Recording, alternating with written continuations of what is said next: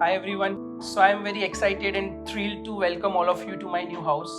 If you see, the house is really made as per the preferences and the usages that we have, the overall utility it creates, and the elegance and the aesthetic look, the way the colors have been chosen.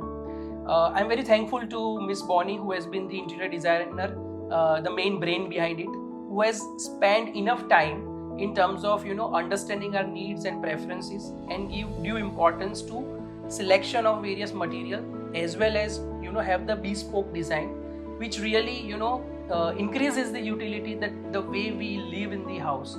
So if you see overall the way the temple has been designed, it is in the center of the house.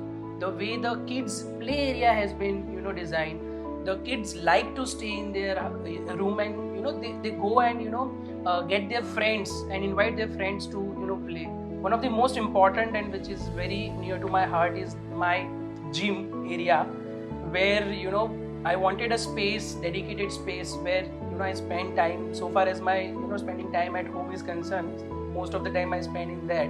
So that makes huge difference when it meets the needs and preferences the way you want, yet it is trendy and bespoke in its design and aesthetic look. So I love to come home early, as out of my busy life, and that's how it has changed our life, the family life.